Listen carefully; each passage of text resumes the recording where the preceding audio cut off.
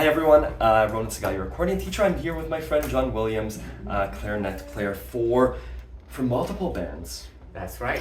Queen Kong and Vinta, we used to play together on the Boxcar Boys. Today I wanted to do our December 2023 monthly challenge. The idea is, how do we accompany another musician, especially a lead instrument like the clarinet? So let's do it. The idea is, I happen to be walking in a city and I happen to hear a clarinet player playing something. So let's give it a bit more structure. John is going to play a little bit of a melody, a Klezmer melody, in whatever key you want, but probably if Klezmer might be in G, might be in D, might be in E. So let's give John 30 seconds to come up with a melody. What I'll do is start to accompany John after listening to what he's playing. And our monthly challenge will have a recording of John playing, and your job will be to accompany John on clarinet. So let's listen a bit, and I'll join in when I start to understand what John's playing.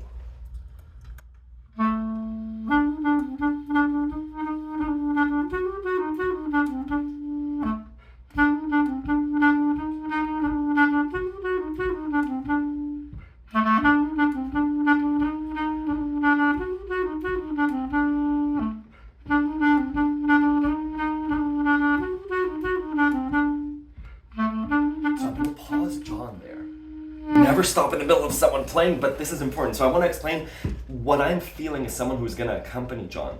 So what started happening, foot started tapping, getting the right tempo, shoulders started happening, and if you saw, I was doing, if you look at the Klezmer unit on Accordion Love, we know that there are three kind of chord changes that are popular in Klezmer. Given a major chord, I'm going to choose D major. An oftentimes chord progression that happens is we go down a step to C minor and we come back up. So I know I have that in my toolkit. I'm going to try and do that in a second. The other chord change that could happen, given a one chord, D major, I could create tension and resolve it by going to the minor 4. So that's another chord progression in my toolkit that I could try to accompany John's melody. So again, I have a rhythm, I know my chord, just a straight oompa. More advanced players, I could try an alternate bass technique. Not switching chords. More advanced players, let's try the chord change of, while I was doing this, it felt like da da da da da da da da. So when do the chord changes happen? So luckily John's right here. I'm talking to you like you're not here.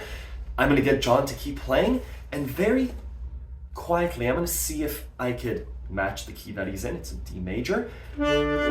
And see if I could support his melody. My job as an accompanist is to try and support John's melody right now. I could bring my right hand after, but right now our job is to try and support John. I'll start with the left hand. I'll slowly introduce the right hand as well. So let's try it.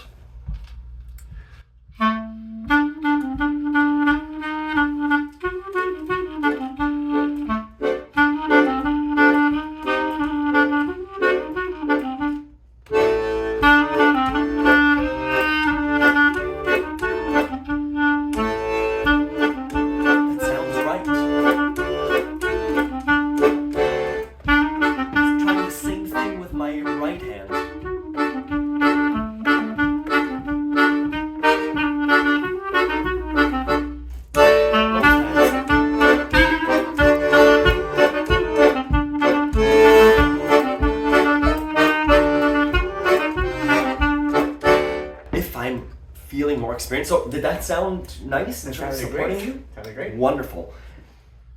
Something else, more advanced players, we could try all sorts of things. There's no given in music. I could support John by just sustaining a chord like we do in a doina. That's maybe a different challenge. But again, the December monthly challenge is given a melody.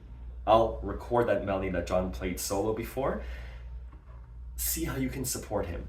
Now, John, I'm going to ask you to do another melody if you can. Sure. We're not going to reveal the key that it's in. It might be in D major, but again, the Klezmer unit on Accordion Love will show you those common chord changes. We have a full hour-long workshop that we did. Your job for the December monthly challenge, support John's melody. And I encourage you to use those Klezmer chord changes. So let's listen.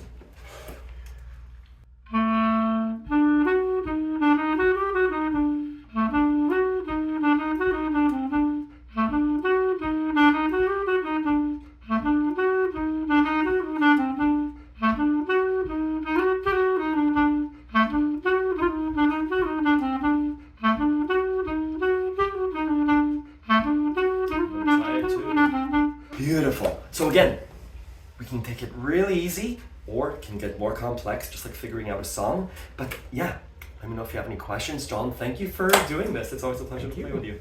Thank you.